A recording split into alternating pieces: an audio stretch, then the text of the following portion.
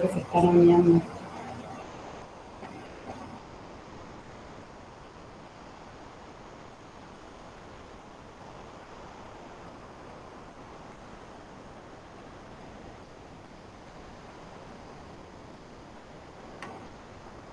Hola Nadia. Hola, hola.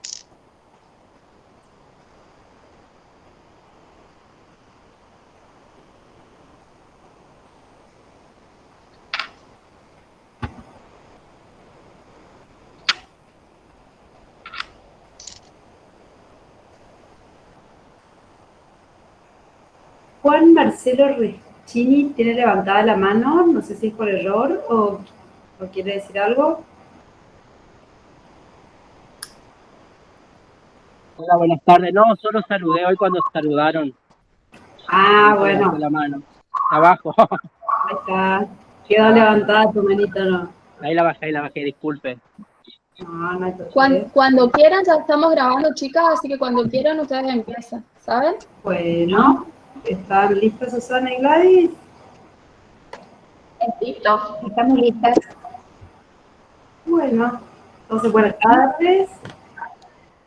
Hoy vamos a hablar sobre certificación contable, sobre origen de fondo, principalmente la que solicita la UIF. Hoy nos van a acompañar Susana Montivero y Gladys Pavlicek de la delegación Saspeña. Así que las dejo con ellas. Buenas tardes, gracias por participar de este encuentro, que es el cuarto de los conversatorios que vamos dando desde Secretaría Técnica. La certificación que hoy nos ocupa realmente es una certificación que requiere mucha responsabilidad del profesional, por lo cual que en casi todos los conservatorios hemos tratado sobre, y hemos hecho hincapié sobre ciertos requerimientos que tienen las certificaciones según la RT37, hemos, desde nuestra parte, creímos que ameritaba que volvamos otra vez a recordar las normas generales para certificaciones profesionales y las normas comunes para todos los servicios de auditoría, revisión, otros encargos de aseguramiento, certificación y servicios relacionados. Esto sería todo, cualquier informe, revisión, certificación que emita el profesional.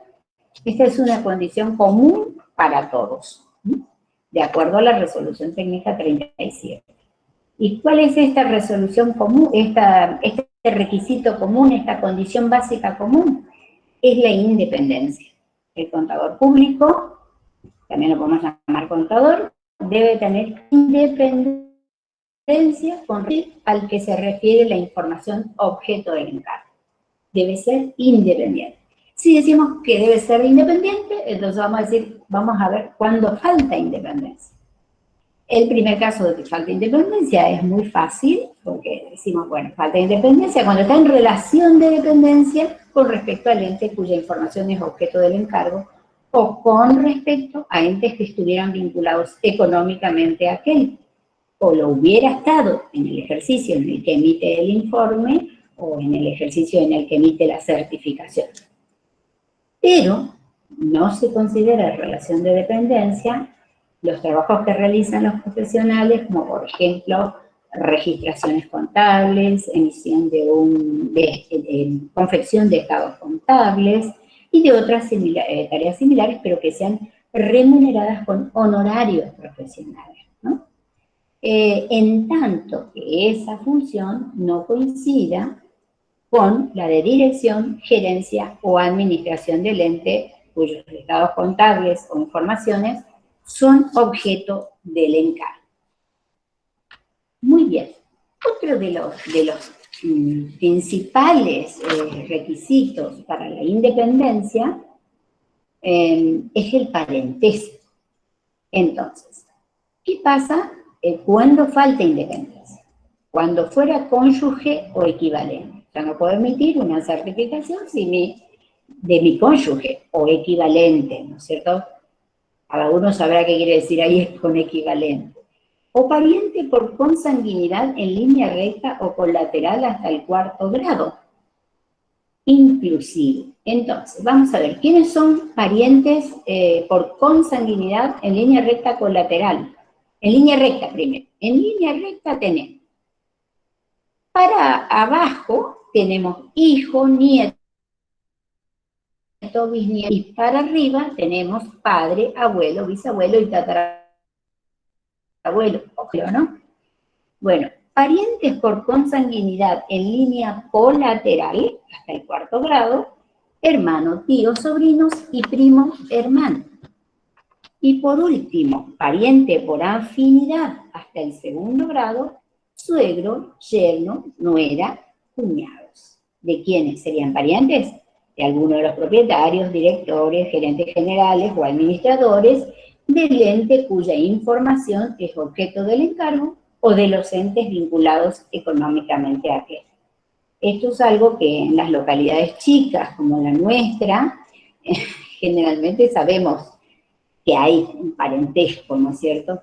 Entonces, uno a veces apela a la ética profesional para que se dé cuenta que no hay independencia.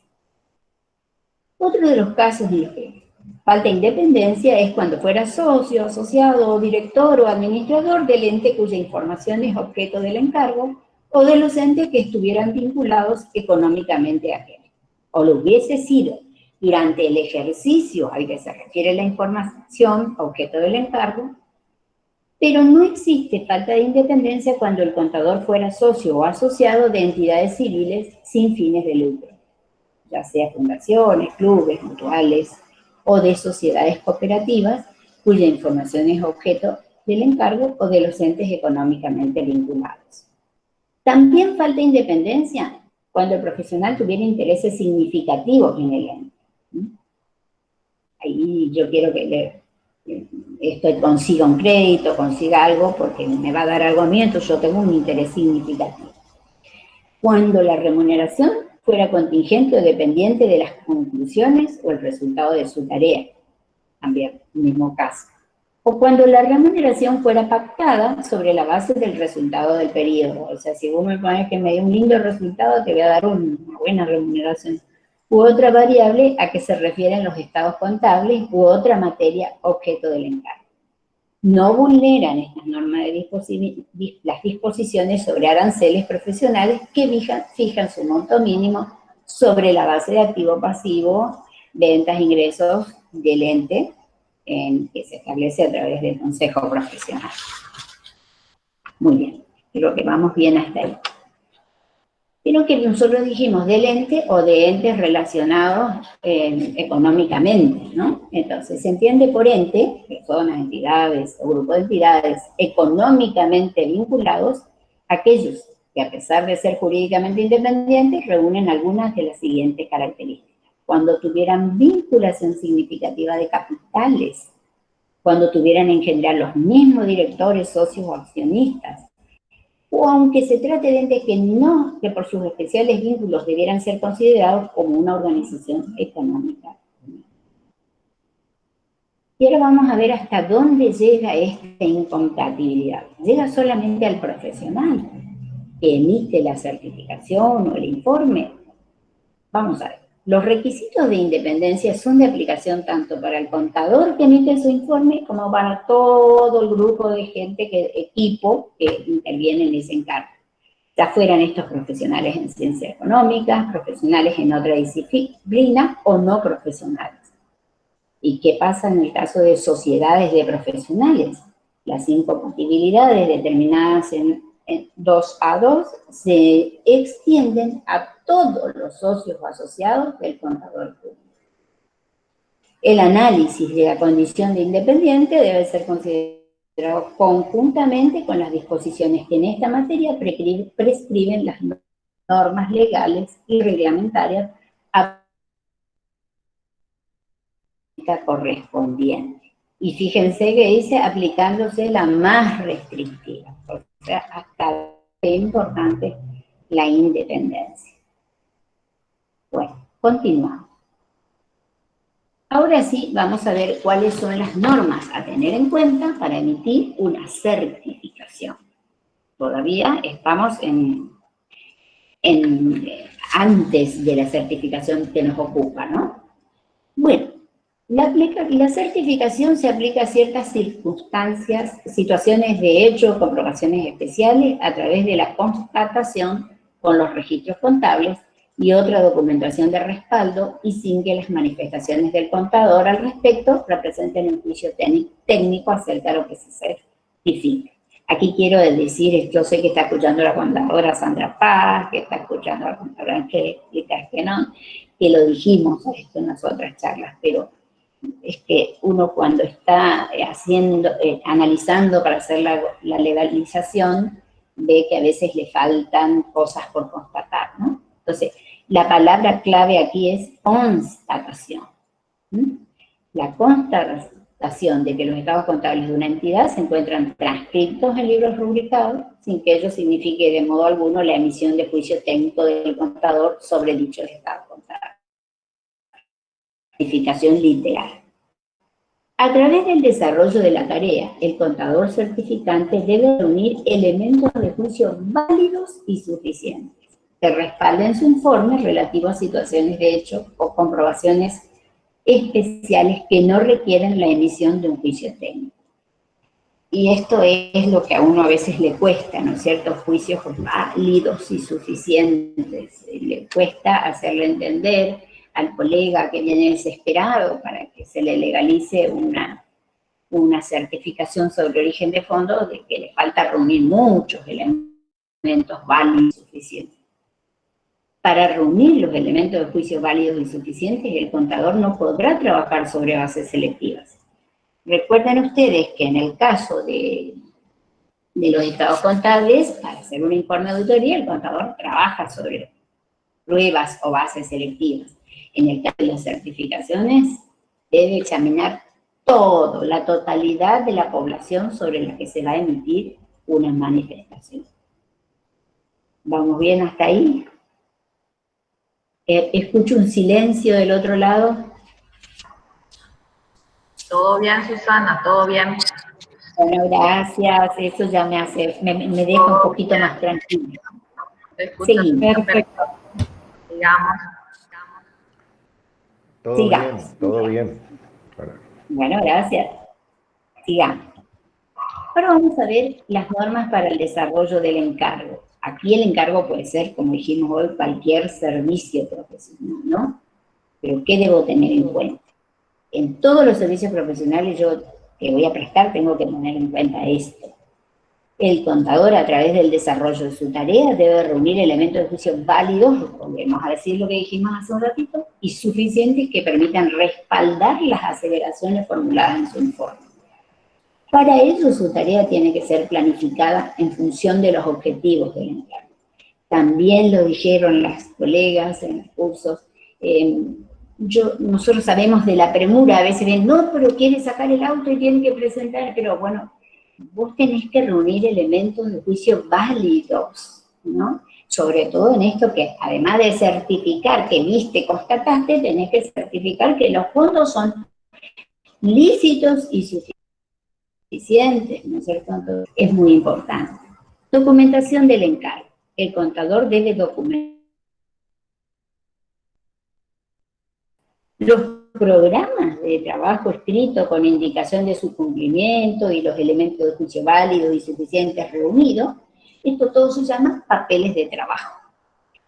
¿Qué deben contener los papeles de trabajo? La descripción de la tarea realizada, los datos y antecedentes recogidos durante el desarrollo de la tarea, o sea, elementos de juicio, como dijimos hoy, ya se trataría de aquellos que el contador hubiera preparado o de los que hubiera recibido de terceros.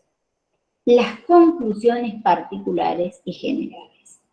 Y por último, el contador, y esto a veces no le dan importancia, aquí vienen a decirme, no tiene usted por las dudas, debe conservar en un soporte adecuado a las circunstancias y por el plazo que fijen las normas legales o por 10 años, el que fuera mayor, los papeles de trabajo una copia de los informes emitidos y en su caso una copia de los estados contables u otra información objeto del encargo, firmada por el representante legal del ente al que tales estados contables o información corresponde.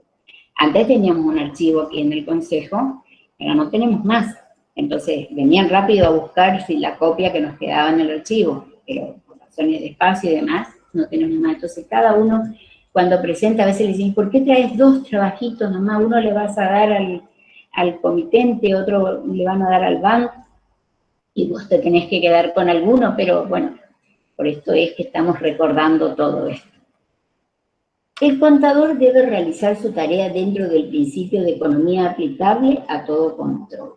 O sea que su labor útil debe culminar en un lapso y un costo razonable. Esto lo sabemos todos que es importante, ¿no?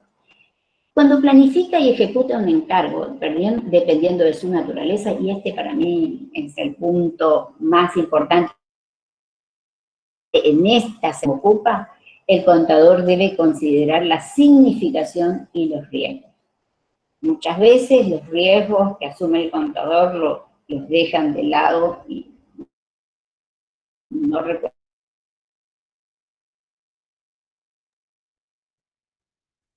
Considerar la significación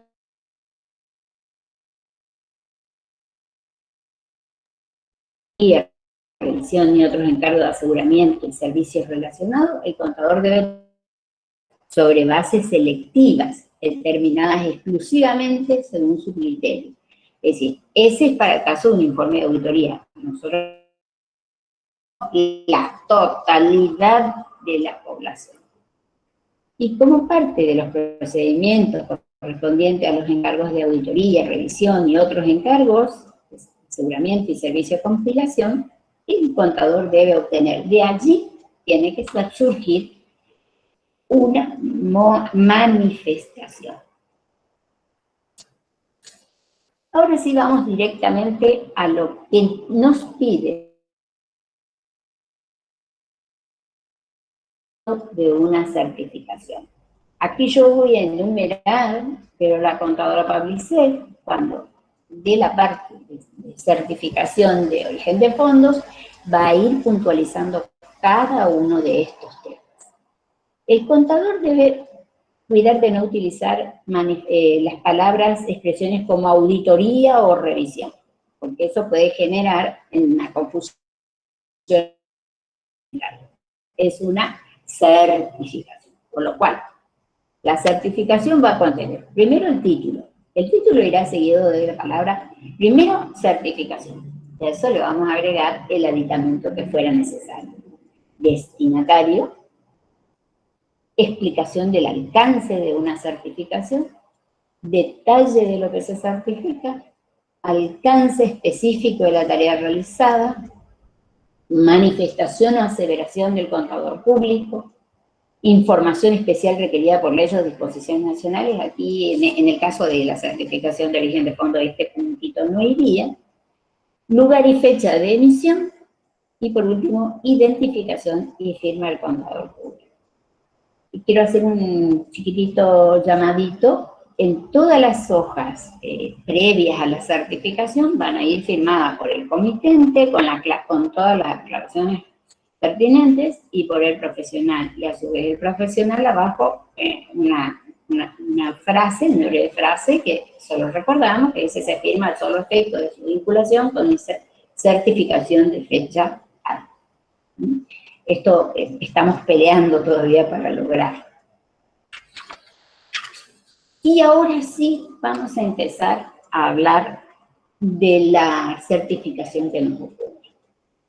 En el caso de la certificación para la compra de automotores, hay normas particulares según la Dirección Nacional de Recaudación, según la Dirección Nacional del Registro Nacional para Automotores y Créditos Prendables. Allí tenemos la disposición 293/2012, la disposición 446/2013 y la disposición 402/2019. Y la parte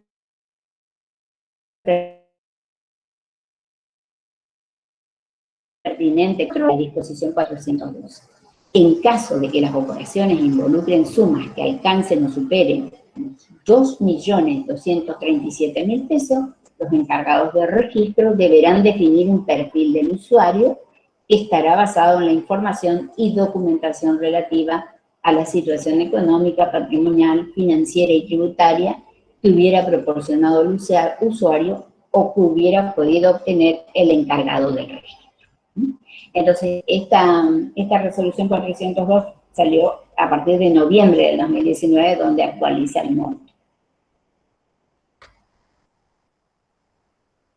Este mismo artículo 5 dice lo siguiente: se requerirá dicha documentación respaldatoria o información que acredite el origen de los fondos y a estos efectos se tendrá por válida alternativamente. Esto es lo que pide la dirección, ¿cierto?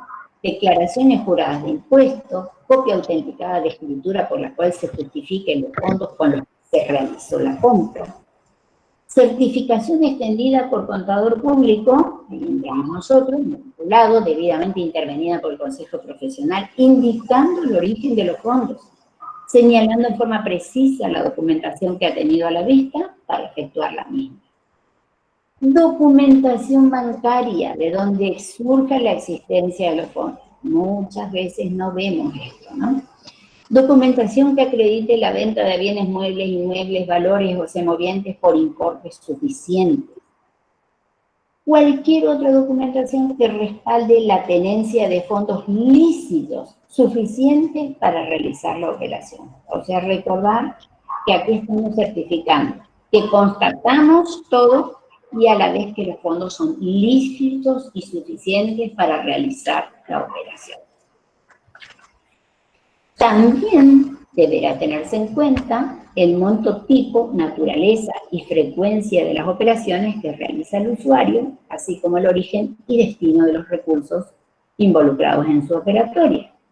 Los requisitos previstos en este artículo serán de aplicación a sí mismo cuando los encargados hayan podido determinar que se han realizado trámites simultáneos o sucesivos en cabeza del titular, que individualmente no alcanzan el monto mínimo establecido, pero que en su conjunto excede. ¿Qué pasa? A veces viene y dice, ¿por qué tengo que hacer la certificación si no supera el monto? Pero hizo operaciones sucesivas que se van sumando en cabeza del titular.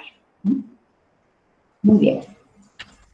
Yo ya estoy casi terminando. Vamos a ver ahora cuáles son las normas sobre el lavado de activos y la financiación del terrorismo. La ley 25.246, en su artículo 20, inciso C, modificado por el artículo 15 de la ley 26.683, dice: los registros públicos de comercio, los organismos representativos de la fiscalización y control de personas jurídicas, y los registros de la propiedad inmueble, los registros de la propiedad automotor, los registros tendarios, los registros de embarcaciones de todo tipo y los registros de aeronaves son los entes reguladores y controladores de que se cumpla con la certificación que pruebe de que los fondos son lícitos y que son suficientes. En el caso de los automotores, la resolución 127/2000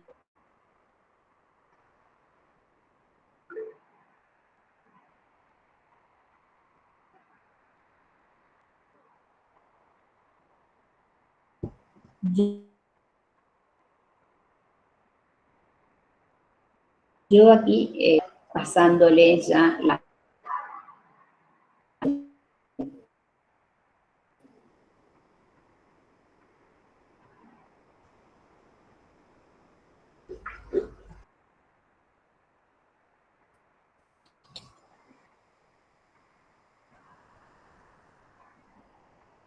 Susana, se me cortó, no sé si me hablaste, si terminaste.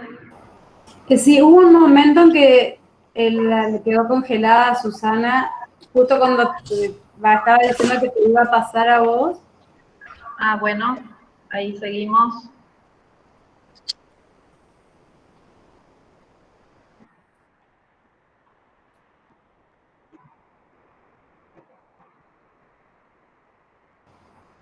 Te escucho. Ahora no la escucha nadie. No sé si- Hola, hola. Ay, sí te escucho, Gladys. No sé, hay una consulta, no sé si la leíste. A ver. Preguntan si paga con cheques propios o de terceros o préstamos de cualquier naturaleza. ¿Hay que detallar los mismos? Bueno, ahora, Angélica, vamos a ver la parte específica de las certificaciones y ahí vamos a detallar en todo caso todas las cuestiones, los casos particulares, ¿sí? Bueno, así que A ver. tanto que ya va, A ver, ya comparto yo.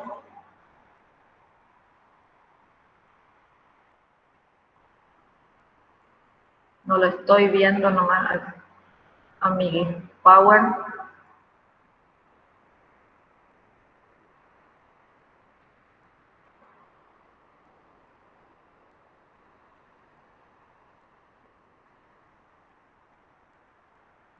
Perdón, pero no lo veo, no lo estoy encontrando a mi archivo.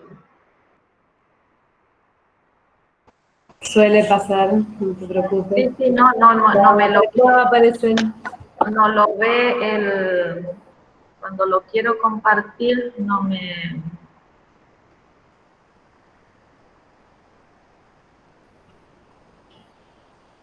no puedo encontrar no, pero es que no puedo encontrar el Power, eso es lo que me está pasando. A ver, un minutito, por favor. ¿Vos lo tenés abierto el Power en tu computadora? Sí, lo tengo, y no lo puedo, a ver. Ustedes no lo ven ahí, ¿no? No.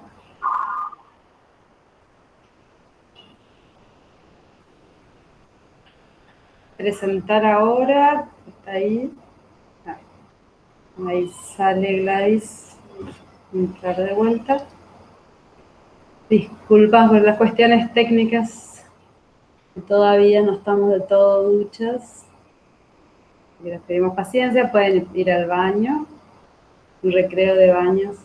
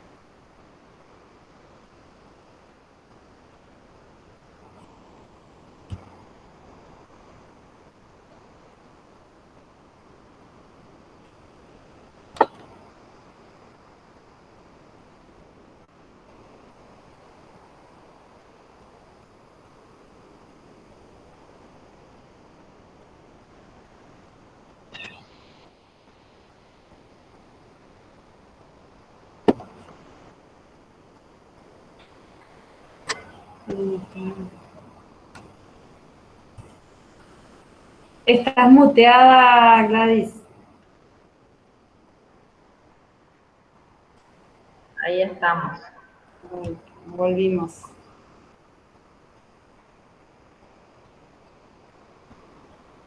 No sé por qué no me deja. Yo en presentar ahora ocupo toda tu pantalla, lo que me resulta más práctico. Ahí estamos. Ahí estamos. Ahora se ve perfecto. Ahora nos entendimos. Bueno, empezamos con la parte específica de la certificación sobre el origen y licitud de fondos en primer caso para los automotores. ¿Qué nos exige la dirección? Una declaración sobre el origen y licitud de fondos de la persona que es la que adquiere el automotor. Entonces, esa persona formula una declaración en cumplimiento de la unidad de información financiera que declara bajo juramento que todos los fondos utilizados para esa operación, detallando los datos del vehículo, la marca, el modelo, la identificación, el chasis, país de fabricación. En el caso de tener ya el número y el tipo de factura, hay casos en que los vehículos son importados, podemos trabajar con el certificado de importación. El valor de la acción, en pesos, por supuesto. Entonces, la declaración expresa que los fondos son suficientes, por un lado, y por otro lado que provienen de actividades lícitas, ¿sí? Y especifica de dónde. ¿Sí? Muchas veces los fondos que se utilizan para la adquisición de los vehículos provienen de 2 o 3 fuentes diferentes, ¿sí? Puede ser que haya vendido otro automotor. En ese caso tenemos que hacer mención a la documentación, ¿sí?, de ese otro automotor también. Otra parte puede provenir de ahorros provenientes de la actividad, de donaciones, o pueden ser financiados por una empresa o por otra persona, ¿sí? Bueno, tiene que estar firmada por el titular, la aclaración, nombre y apellido completo. En el caso de personas físicas, no hace falta colocar el carácter, porque dice firma del titular. El carácter es para el caso de que la compra la realice una persona jurídica, o sea, que el vehículo sea el propietario, vaya a ser una persona jurídica. Tipo y número de documento y la fecha. También debe tener nuestro sello con todos los datos requeridos, nombres y apellido completo, contador o contadora pública, según el título que nos haya otorgado la facultad, qué facultad, el número de matrícula, el consejo que nos otorgó la matrícula, que en este caso es el consejo, por supuesto, de Chaco, y la leyenda que firmamos esta declaración jurada al solo efecto de la vinculación con la certificación que va a continuación, ¿sí? ¿Por qué decimos a continuación? Porque lo lógico sería que nuestro trabajo esté presentado con una carátula en el mejor de los casos, luego la declaración jurada de la persona del comitente, y luego, en último lugar, nuestra certificación. Vamos a detallar cada una de las partes de la certificación. Tenemos el título, nuestra certificación va a decir certificación de contador público independiente sobre información relacionada con el origen de los fondos utilizado en este caso para la adquisición de automotores, de acuerdo a las disposiciones de Dirección Nacional de los Registros Nacionales de la Propiedad del Automotor y de Créditos Prendarios. Porque en realidad nuestra certificación se va a adecuar, obviamente, a la Resolución Técnica 37 por requerimientos de la dirección. El destinatario. En el caso de que sea una persona física, va a ir el nombre y el apellido del comitente. Si le queremos colocar la actividad, ya nos va a dar un pantallazo de dónde provienen sus fondos. El quit o quil, ¿por qué quil? porque en el caso de que nuestro comitente desarrolle solamente actividad en relación de dependencia, será QUIL, ¿verdad? Y el domicilio legal de esta persona, integrado por calle, ciudad y provincia, completo. El punto 3. El punto 3 es importante porque determina cuál fue nuestra tarea. O sea, cuál es el alcance, no cuál fue nuestra tarea. Cuál es el alcance de una certificación. Primero, decimos que somos independientes. Luego, a pedido de quién emitimos la certificación. Y sobre cierta información relacionada con el origen de los fondos que están siendo utilizados para la adquisición de un automotor. De acuerdo a la sección sexta de nuestra resolución técnica, que es la que determina cómo debemos emitir una certificación. Y, bueno, con todas las normativas y el cumplimiento de los requerimientos del Código de Ética de nuestro Consejo, ¿sí?, conforme a la resolución 14. Acá explica que la certificación está aplicada sobre ciertas situaciones o comprobaciones especiales. O sea, nosotros estamos constatando con registros contables en el caso de una empresa o con documentación de respaldo. Queda claro a través de este párrafo que nosotros no estamos realizando una auditoría, ¿sí? Entonces no estamos tampoco emitiendo un juicio técnico, sino que solamente estamos haciendo una constatación. El siguiente punto de nuestra certificación, detallamos qué es lo que certificamos. Y acá sí hacemos mención a la declaración jurada que precede a nuestra certificación, que está firmada por el comitente. Entonces nosotros detallamos que estamos certificando la declaración jurada preparada por el señor, que tiene un número de quit, domiciliado en la calle de la ciudad de la provincia del Chaco, y la actividad, en este caso, tratemos de especificar la actividad, porque muchas veces las personas tienen declarada la actividad sobre todo los monotributistas, como servicios no clasificados en otra parte, y ponemos esa actividad que en realidad no nos dice nada. Deberíamos aclarar la actividad. También aclaramos que solamente firmamos esa declaración jurada al solo efecto de relacionarla con nuestro informe, con nuestra certificación. También detallamos que la información que consta en la declaración jurada se refiere al origen de los fondos para una operación determinada, que la identificamos de la misma manera que hizo el comitente. O sea, para la compra de un vehículo tenemos que especificar el vehículo, la marca, el modelo, el chasis, la factura en todo caso, y el valor al que asciende la compra de ese automotor. Y acotar el periodo en el que fueron obtenidos esos ingresos, ¿sí? Por el periodo comprendido entre una fecha y obviamente otra. Aclaramos también en este punto que la declaración jurada adjunta a nuestra certificación es responsabilidad del comitente, ¿sí?, del dueño del vehículo.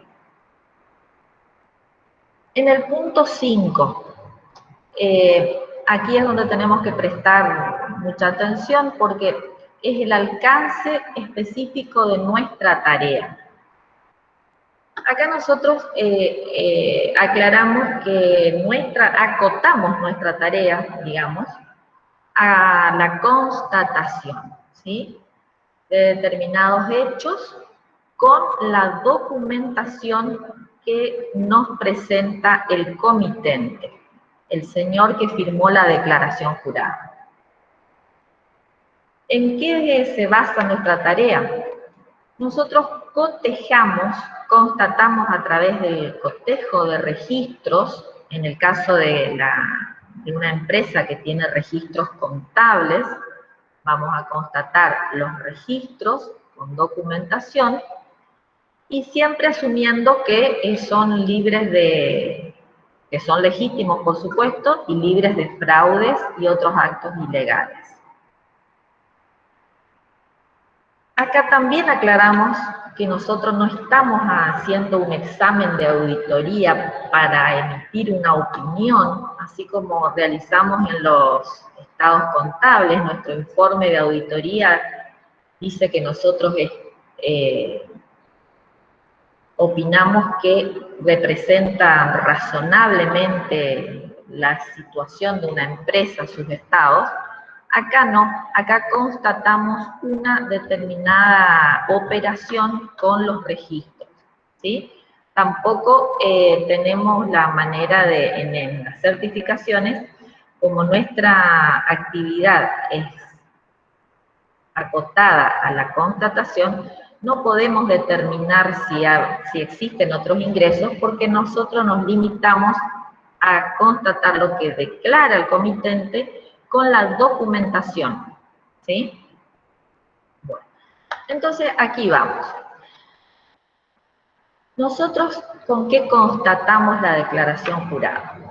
Por ejemplo, si el comitente nos expresa que él vendió un vehículo, bueno, nosotros tendremos que ver los elementos, tendremos que constatar ¿con qué puede ser? Con un contrato de compraventa del vehículo, ¿sí? En el caso de que exista, si el comitente lo factura con una factura, con el formulario Z, aquí va la aclaración, en estado aceptado. ¿Por qué? ¿Qué quiere decir esto? Yo no puedo constatar que el comitente ha vendido el vehículo con la sola observación del formulario Z, si no puedo ver que está aceptado por la dirección en la página de AFIP. ¿Por qué? Porque yo hago el formulario Z, pero puede ser que nunca se haya consumado esa transferencia o esa operación, y que nunca lo hayan cobrado ese dinero, ¿sí? O sea, es más lógico que si el Z está aceptado, que la venta se haya consumado. En el caso de que el comitente haya expresado que tuvo sus ingresos de su relación de dependencia, yo tendré que corroborar con los recibos de sueldo. Y en su caso, con las acreditaciones en su resumen bancario. En el caso de que el comitente sea autónomo, sea un contribuyente inscrito en AFIP, tendré que revisar por el periodo que él declara que ha obtenido los ingresos, las facturas emitidas que están registradas en sus diarios de IVA-ventas, los movimientos bancarios. En el caso de que el comitente exprese en su declaración jurada que obtuvo los ingresos para comprar ese vehículo de una donación, tendré que solicitarle el acta de donación de la fecha que él también declara en su declaración jurada, la identificación del donante, el documento, el número de documento de la persona que le dona el dinero, cuánto es lo que le dona, y si en el acta, o sea, si la donación de esa persona proviene de la venta de un vehículo, también debería tener a la vista el Z, con el estado aceptado en la AFIP. Eso si la donación proviene de una venta. Si la donación proviene de la actividad particular de esta persona, y voy a tener también voy a tener que constatar con los ingresos, digamos, de esa persona para determinar que sean lícitos, ¿sí? Y determinar el origen.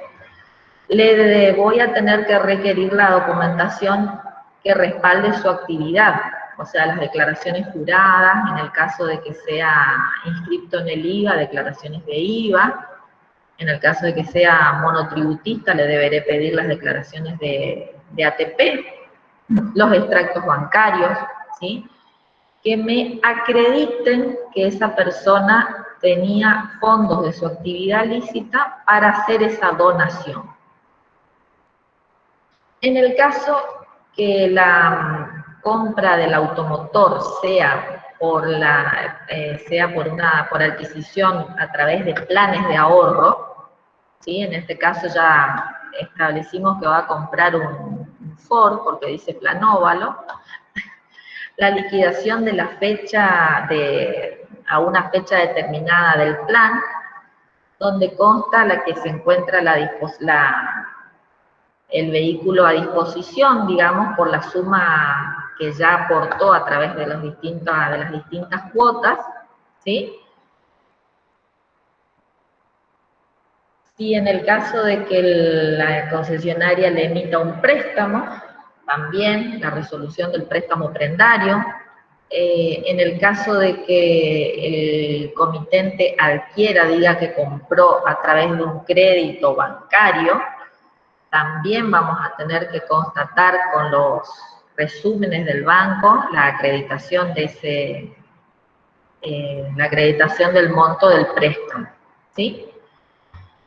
Y acá aclaramos que el profesional va a tener que adecuar la tarea y la documentación constatada a cada operación en particular, ¿sí? Hasta poder comprobar que los fondos que se aplicaron a esta operación, ¿sí? Coincidan con la suma que él hace mención en su declaración jurada. O sea, tengo que constatar si todo el monto, digamos, del vehículo, ¿sí?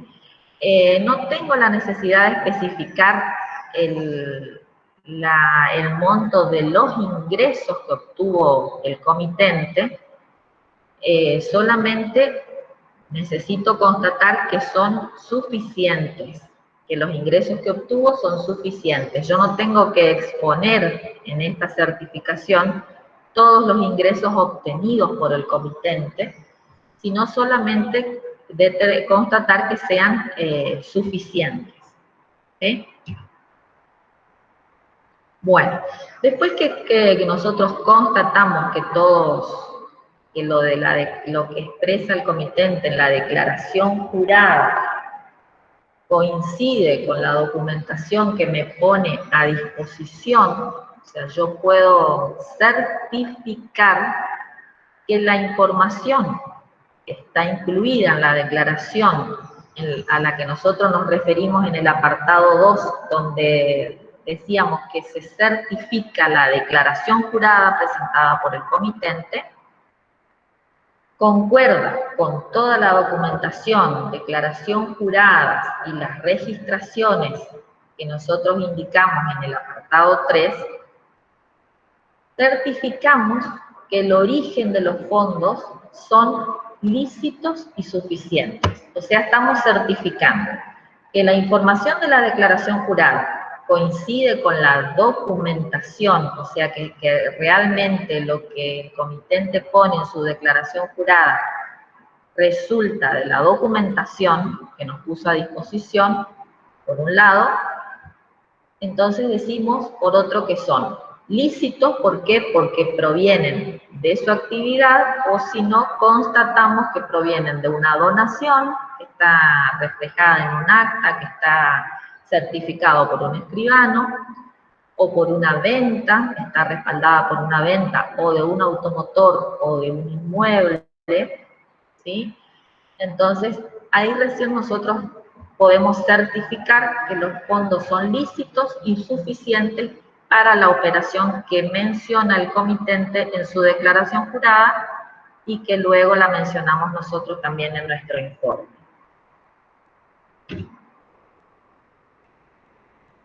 Además, después de nuestra certificación, en este caso no tenemos que, dice información especial requerida por leyes o disposiciones nacionales, en este caso no corresponde agregar nada. El lugar y fecha de emisión de nuestra certificación es muy importante, la ciudad, la provincia y la fecha, y por último la identificación y firma del contador, con los datos que mencionábamos más anteriormente, nombre y apellido, el título y la sigla de la universidad que nos otorgó el título, la matrícula y el consejo que nos otorgó la matrícula. Esto fue referido a la compra de automotores. Nuestro consejo no tenemos un modelo específico para la certificación de origen y licitud de fondo para compra de inmuebles, que pide la resolución 21 del 2011, que le solicita a los escribanos para las medidas para establecer el origen de los fondos para adquirir los inmuebles. Entonces adecuamos nuestro informe de licitud para compra de automotores a la compra de los inmuebles. Antes de pasar al informe, cabe la aclaración que, bueno, ya dijimos que la certificación puede estar referida a una persona física o a una persona jurídica. En el caso de una persona jurídica, siempre tenemos que dirigir nuestra certificación al representante legal de la persona jurídica, ¿sí? Mencionarlo al representante legal o poner gerente o socios de la empresa, no dirigida a la empresa. Certificación para la compra de inmuebles. La resolución 21, dijimos, de la Unidad de Información Financiera del 2011, en su artículo 7, inciso K, establece que cuando las transacciones superen, transacciones inmobiliarias, los 12.320.000, se va a requerir documentación respaldatoria del origen lícito de los fondos para esa operación. Pueden requerirle, primero, una copia autenticada de la escritura por la cual se justifiquen los fondos con los que se realiza una compra. Eso en el caso de que no intervenga la certificación del contador. En segundo caso, le pueden exigir una certificación extendida por contador público matriculado, debidamente intervenida por consejo, que indique el origen de los fondos y señale en forma precisa qué documentación ha tenido a la vista para efectuar la misma. Documentación bancaria, de donde surja la existencia de los fondos, documentación que acredite la venta de bienes, muebles, inmuebles, valores o semovientes por importes suficientes para esa compra, o cualquier otra documentación que respalde, de acuerdo al origen declarado, la tenencia de los fondos para esa operación. Los requisitos de esta identificación resultan asimismo de aplicación cuando a juicio del sujeto se realicen operaciones vinculadas entre sí que individualmente no hayan alcanzado el nivel mínimo, pero que en su conjunto alcancen o excedan dichos importes. Esto ya lo aclaró Susana hoy en el caso de los vehículos, que si por ejemplo yo realicé una operación inmobiliaria por 6 millones, bueno, no voy a tener que presentar esto, pero si de acá a 3 meses hago una por 10 millones, sí me van a pedir porque entre las dos voy a superar los 12.320.000.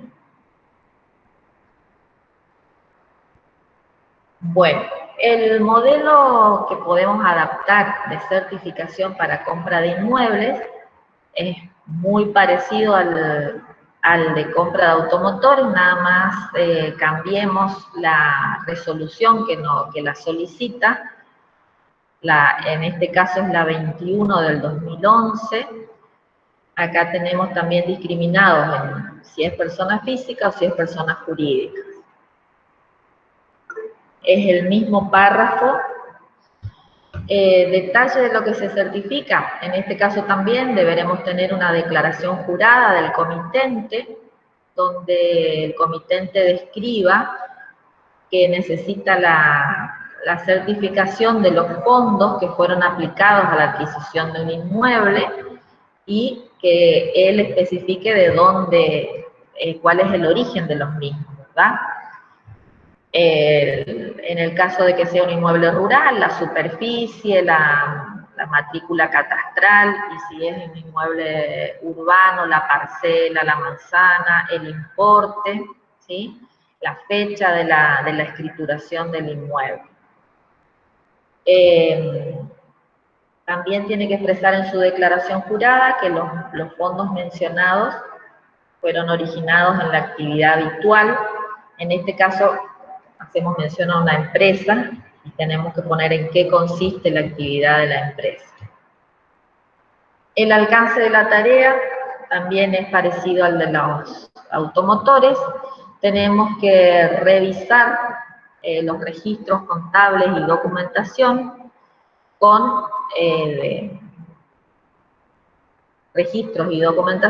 la declaración jurada efectuada por el comitente.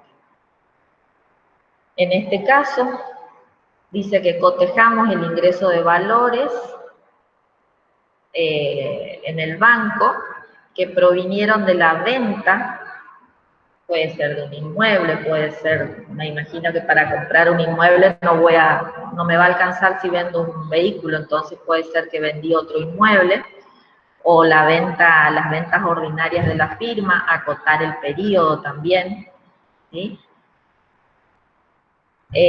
Acá contestamos algo de la pregunta que habían hecho, que decían que si tenemos que detallar los valores que entregamos para la compra de un vehículo. Acá dice también entregamos valores al cobro que fueron registrados en los libros de la empresa. En el caso de que la compra se haya hecho con valores al cobro y que la empresa o el comitente nos lleven libros, deberemos haber tenido a la vista o una copia, o los cheques, o las registraciones u órdenes de pago donde consten los números de cheque, ¿sí? Se revisaron, acá también tenemos que poner que se revisaron las facturas, los recibos, las copias de los cheques obrantes, ¿sí? En segundo lugar, tenemos que cotejar que el pago por los montos de una operación inmobiliaria, es muy raro que el pago se haga en efectivo, generalmente son transferencias o emisión de cheques, ¿verdad?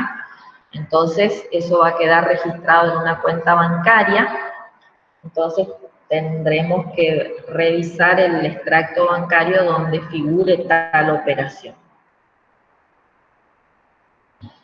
Por último, en manifestación del contador público, nos referimos al punto anterior, por la tarea que realizamos, decimos que certificamos que la información que se mencionó en el punto 2, donde hace mención a la operación en particular, a qué se adquiere y de dónde y el monto de la operación, surge de registros contables, extracontables y demás elementos de respaldo que me fueron exhibidos por el comitente.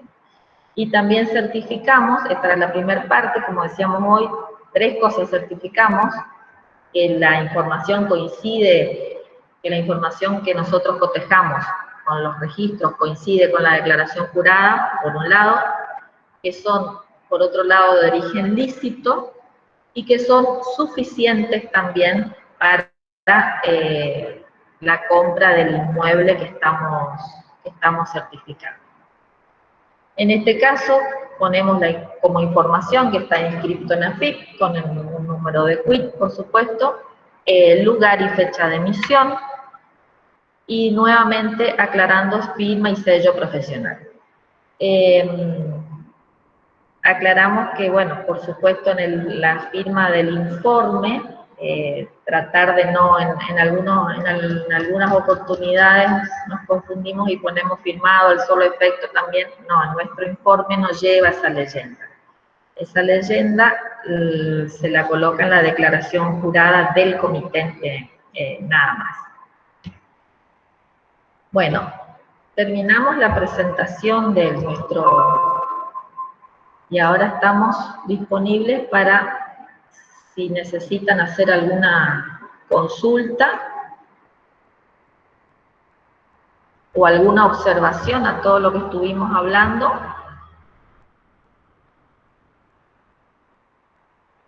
O alguna aclaración, perdón.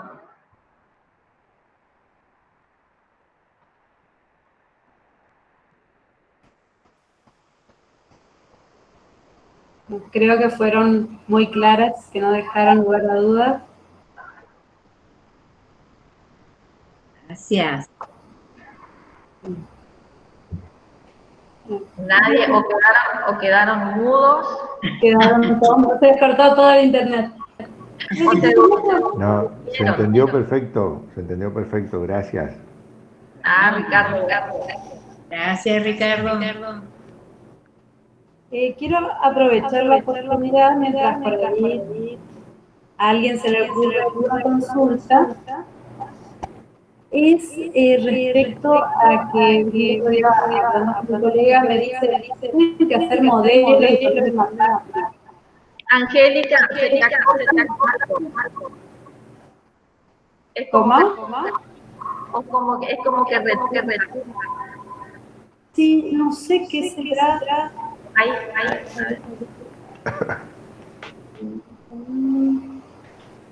A ver si...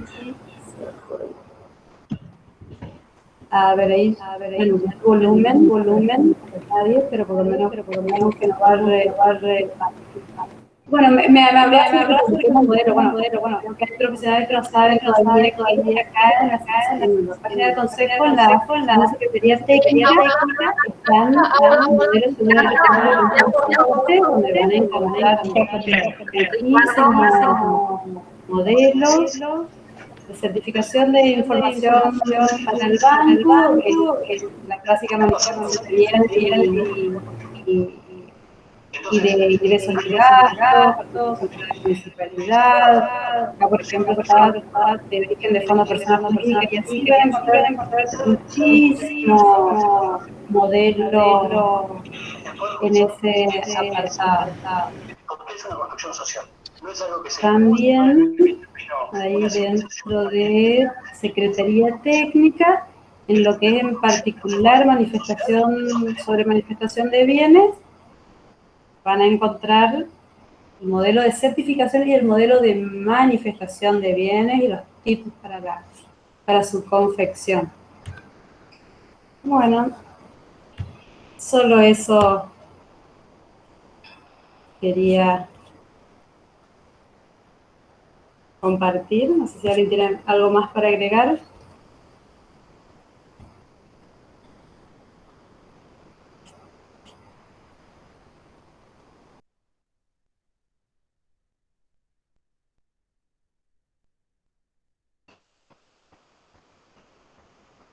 No sé si había una pregunta.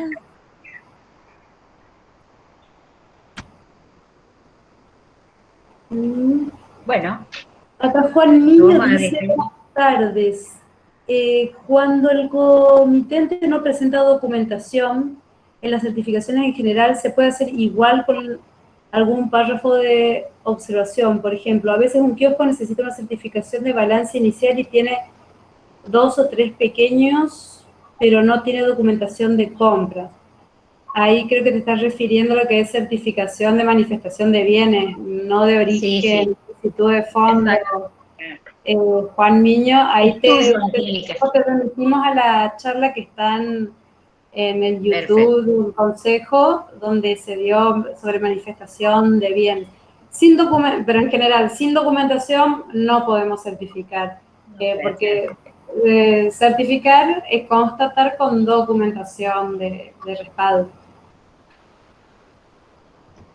Perfecto. Exacto.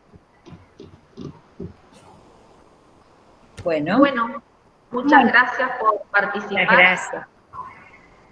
Muchas gracias a ustedes. A disposición para lo que necesiten, si podemos ayudar en algo más. Como dijo Angélica, esto queda grabado y queda para entrar en la página. Muchas gracias.